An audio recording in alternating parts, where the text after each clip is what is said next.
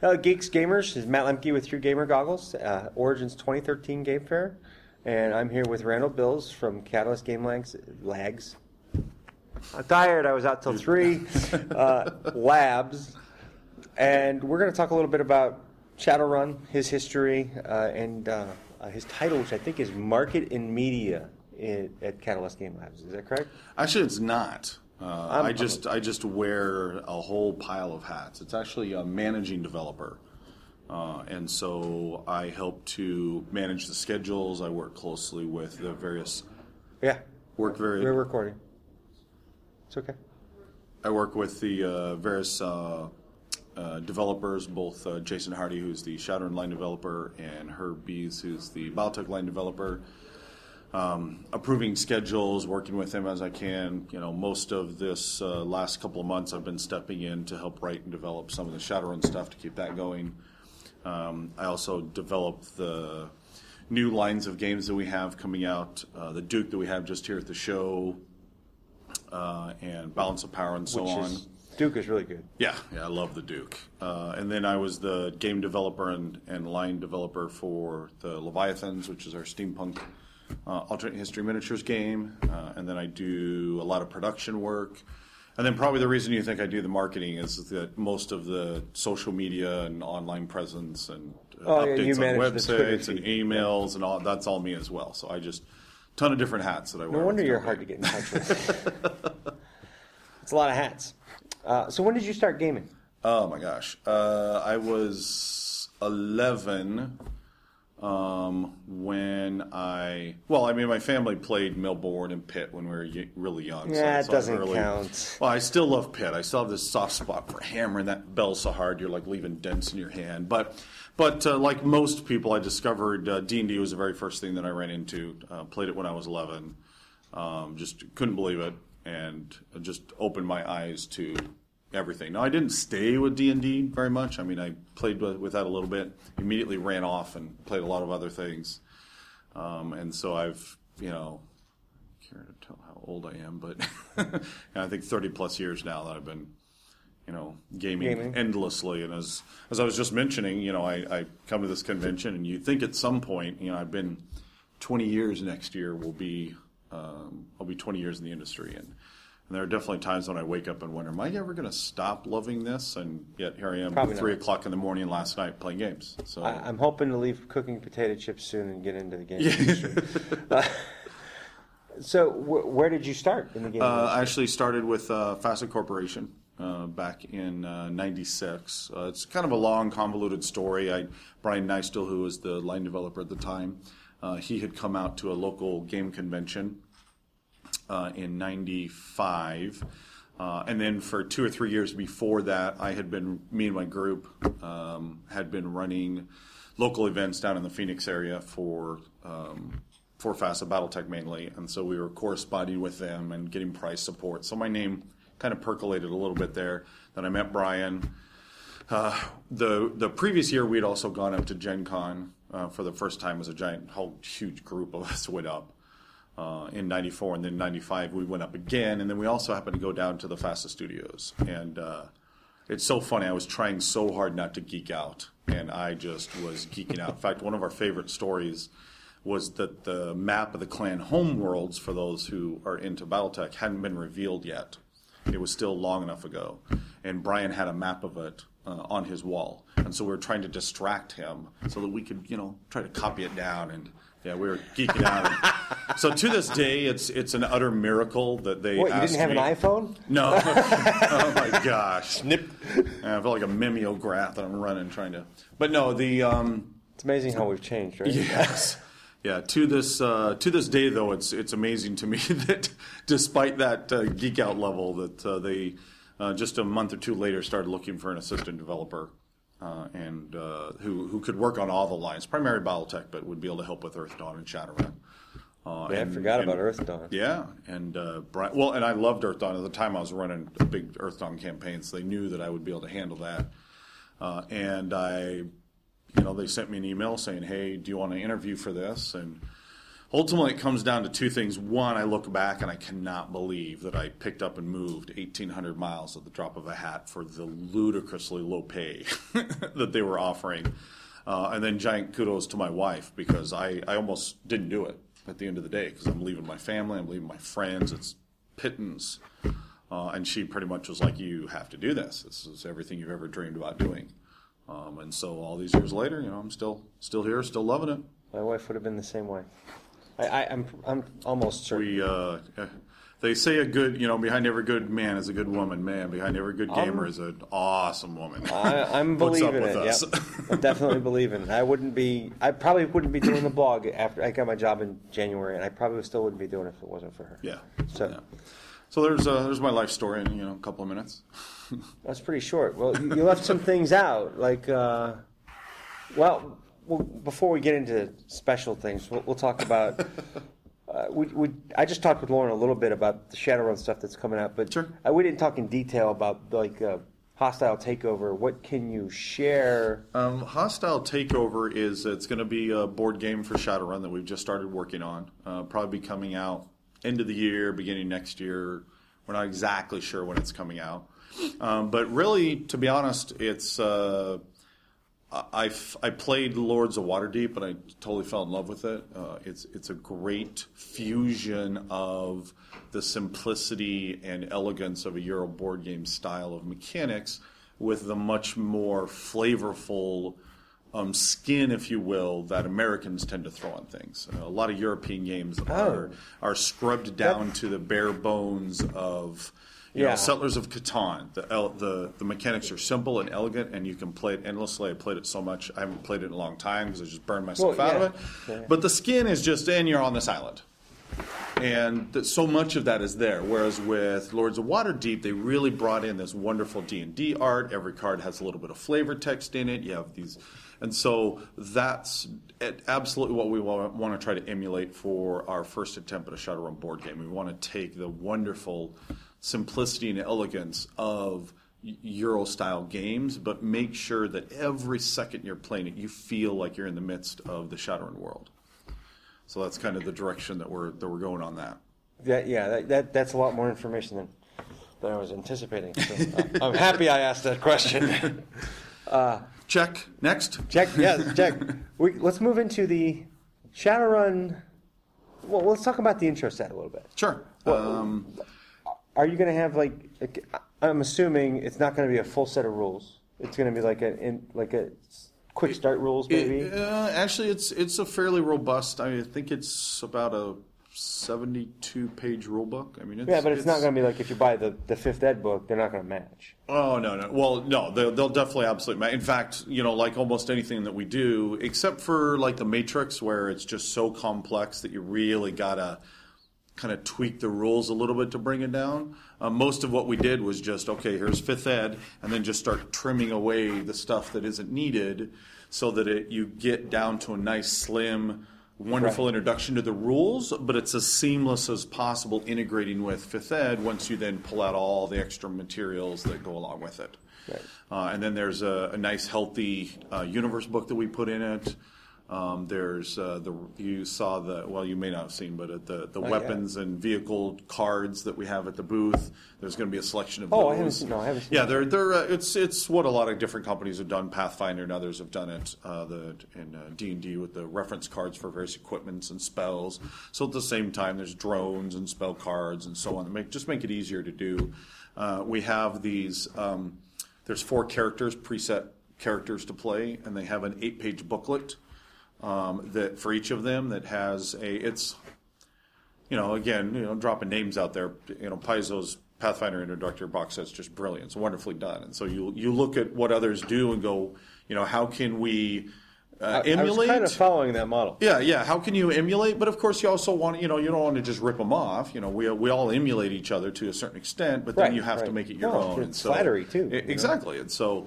So there's a history in there. There's a description of, this is what this character would actually do if he was in various situations. There's a little single-player run for each of the different characters. Reference cards. We really tried to cram a lot into this book. Any stand-ups? There's not going to be stand-ups. We actually were looking very heavily in doing that, and ultimately it was a couple of combination of production issues, die cuts and punch outs add significantly to the cost. And ultimately, Shadowrun is not a game of. The game does not require the minute movement of miniatures to help determine outcomes. So there are maps in it, but the maps are similar to the maps in the Runner's Toolkit or into the map sets that we've done over the last year, that it's about an area location. So you can lay out the big mall or the big dock or the corporate building so that the players at the table all have a same visual understanding of what you're going into, and then it's back to the role playing. Okay. And that is fall, I think, is the best I can say at this point. That's what I was hinted to. At least. Yeah. And then after that, I believe that's more.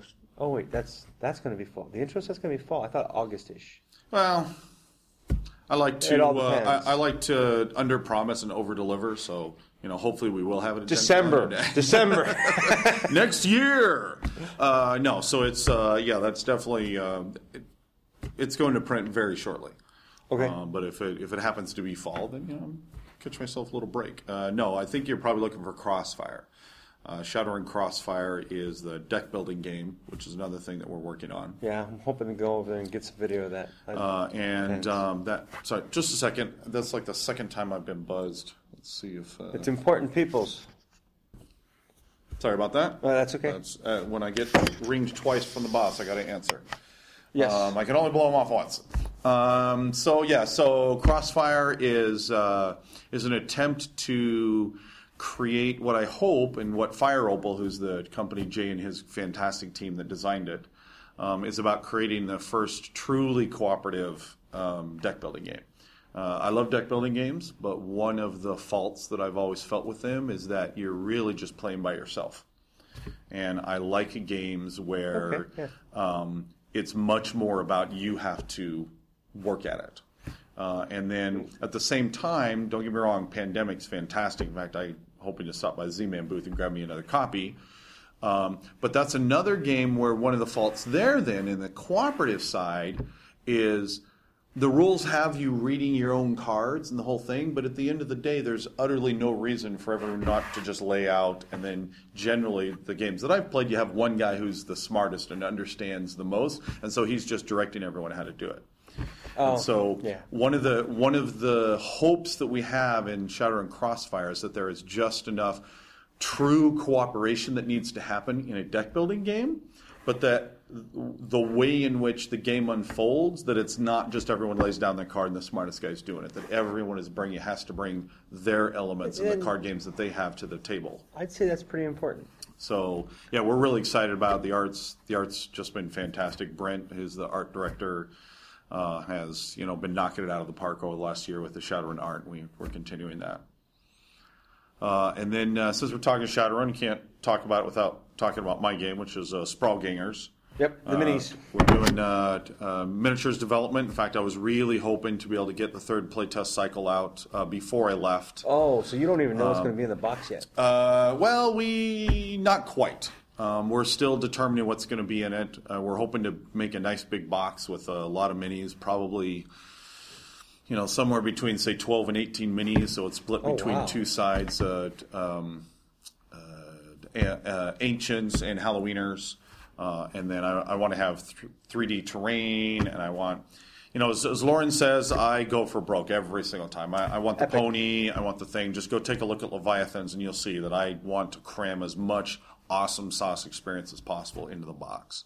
But basically, it is a true, hopefully will feel like a true Shadowrun experience of gangers fighting each other and really bringing in what makes Shadowrun unique. And one of the things I was most excited about is I worked very closely with Ross Watson, a fantastic guy. He really brought a great other aesthetic, and it was very, not sidetracked for a second, but it was really fascinating to be working with a game designer like that just comes at it from a totally different perspective sometimes. And one time in particular, we went probably 2 weeks not quite understanding each other and kind of bumping heads a little bit over something. And then at the end of the day, we realized we were talking about the exact same thing. We were just using terms that were very different and how we think about them.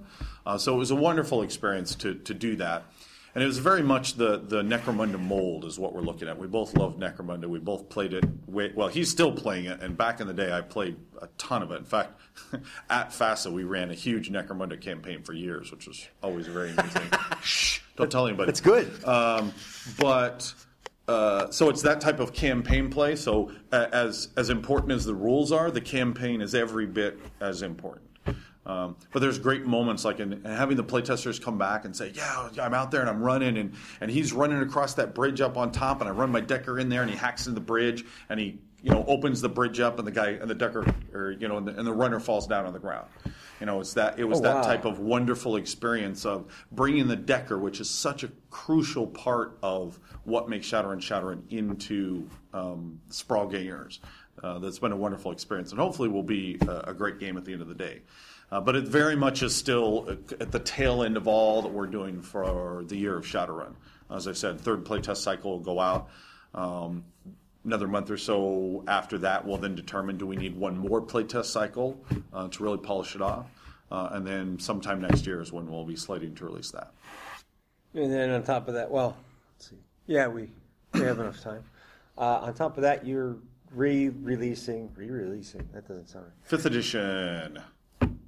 Okay, what you're talking about? Well, no, actually. No, you're going to do something else? We already kind of talked about the intro box set, and I kind of want to wait on 5th Ed. Okay, sure. I kind of learned from Jason what the differences are. Okay, perfect. I'm going to wait and try and do a video review on it. Oh, fantastic. And we'll see how that goes. So what else were you going to... you're re-releasing the intro box for Battletech. Yes. We're actually very pleased with that. Origins Award-winning box set. One of the only downsides to it that we had a lot of people talk about was that the minis in it were relatively low quality. And they were never going to be really high quality. You can't pack 24 minis in a box like that for $60 with everything else that's in it and expect them to be high quality. But they were certainly much lower quality than we wanted. The brittleness of it caused a lot of them to break in shipping. And so we transitioned the entire box over to a brand new company. That's the company that produced Balance of Power for us and also the Duke, both of which came out beautiful looking. And we also went in and took the time, even though it means that it's, the box is going to be out of print much longer than we would have wanted it to, but we really felt that the community and the fans deserve to have much better quality miniatures. And so while it's the same models themselves, they've been completely redone. So it's all new molds. I've seen them. They're a phenomenal increase from what went before.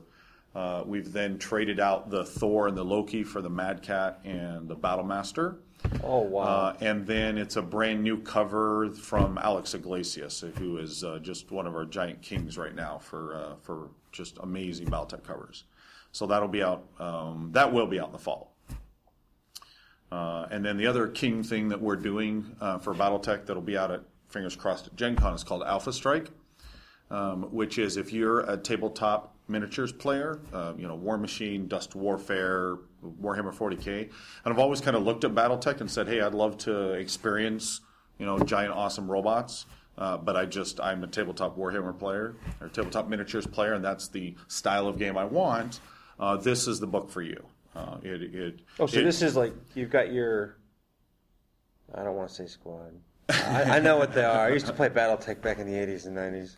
Lance. Yes. You've got your lance here, and then you got your artillery over here, and you got your infantry over here, type of thing. Yeah, and it will be fully tabletop. It's all miniatures, though you can play it on hexes. Some people still enjoy that, but there's all the rules for that. It strips it down into a very fast, easy, smooth system. Still retains all the feel of BattleTech. I think wasn't the original one called Platoon? BattleTech Platoon? Well, there was Battle Troops. That was, that really was still guys. You would still have like one Big Mac, and then it was all about the infantry. And whereas this is still about throwing a company of mechs on the table and playing it in an hour or two, which is almost impossible in standard BattleTech to play. Yeah, I know. That's actually kind of why I stopped playing. Well, then you may want to check this book out. It's a single volume, and it is designed so that while obviously we're hoping that they'll love it enough to want to then further explore and grab all the source books and so on, but it's absolutely about grabbing a single rule book and then grabbing some minis and starting to play. That I can do. I think I still have them on you. It is amazing how often we have found people who stopped playing BattleTech a long time ago but cannot get rid of it. There's something about BattleTech and Giant Stompy Robots that just sinks its teeth into you. Well, even if you're not playing, you never get rid of it. I still have an original Battle Master in blister. So do I. It's just amazing. So hopefully learn how to paint glass. So that, and then also the MechWarrior Dark Age fans, the WizKids HeroClix players, that was a very large fan base. I don't know anything about that. Yeah, and they haven't had anything new in the longest time. And so we're also really hoping that, because we're also now starting to fully explore the Dark Age period, we've had several source books really fleshing out and answering a lot of the questions that the original presentation of that era through WizKids didn't quite answer. We're hoping that this will be a way that they can grab a single rulebook and suddenly they can go and grab all their giant collection and they're suddenly playing again. A lot of people will be happy with that. Yep. Yeah. I was told to ask you about your Interstellar project. I hate Lauren. So Interstellar Operations is, from the get-go, we designed... I designed the release of the core rulebooks to have a set number, and I wanted each one to cover very specific things. And then there would be this capstone. And you'd start down at BattleTech, which is just the board game and your single mech, and you would then just slowly start scaling up to bigger and bigger and bigger. And Interstellar Operations is then the capstone to 5 previous giant tomes of rulebooks that will allow you to scale down to the guy in the pilot or all the way up to a Khan or a house leader fighting giant succession wars in a single evening. And wow. Yeah, it is incredibly ambitious. And ultimately, because I wear so many hats for the company, and Shadowrun has been such a huge, important thing for us to do this year, I just have not been able to dedicate the time that I need to it. And so I slowly work at it. For those that are interested or who haven't even really heard about it before, you can go up onto the Battletech.com website. It's actually BG for board game, bg.battletech.com. And every now and then I'll blog about it. We're actually doing some open play tests of various sections where I literally take a preview of the book and we lay it out, or a section, we lay it out and we throw it up online and we take all those comments and we'll fold them back in. And so there's a lot of cool different things that we're doing with it. But it's so ambitious and it's so big. And then I also wear so many hats. It's just taking a long time. In fact, within the BattleTech lore, there's something called the unfinished book within House Davian, and that's kind of the name that the fans have given this, is the unfinished book. Finish it. Hopefully someday I will actually finish it. Well, hopefully in the next couple of weeks, most of the lion's share of the help of getting Shadowrun out the door that I've been providing is going to slowly transition off of me. Because obviously we were incredibly ambitious with what we want to do with Shadowrun in the next 12 months. And then hopefully I'll be able to start getting back to that. That would be all good, because I want to see that. I like big. Yeah, it is big. Well, at one time I owned 250 battle mechs. I own a lot more than that. I'm sure you do. But yeah, like I said, it's something about BattleTech that just sinks its teeth in, never lets go. I was actually, when I owned my retail store, I was looking at doing the Davion Royal Guard. And I mean owning the whole thing. The whole Royal Guard. That's fantastic. And I decided I couldn't afford it. Just couldn't do it. I couldn't afford it. So there you go. And then, as I said, the Duke's just out. That's our new tile laying game. It's fantastic. Anyone that wants to check it out can go up to the website, catalystgamelabs.com. There's a free print and play that is the entire rules, as well as each of the little tiles that you can print them out, cut them out, play the full game to see if you like it, and then check the game out. You've got to try it. Yeah. You've got to try it. It's addicting. Very addicting. And, of course, you can find him at catalystgamelabs.com. Yep. That is, yes. See, I was right. And not to be short, but I'm going to run out of camera space, so we're going to have to say goodbye. Well, and I do need to get back to the booth. And he needs to work. When the phone keeps ringing multiple times, it's time to head back. Yeah. So thank you for your time. I love being on. Thanks for having me. It was good, and I might see you at Gen Con but it's highly unlikely. I would at say this point. Gen Con is really insaneable. That's why I like calling it insanable. I think that was just a word I made up just now. It's a good word. It belongs in the Davion Unfinished. Yeah, book. there you go. Thanks for Have a having good me. year.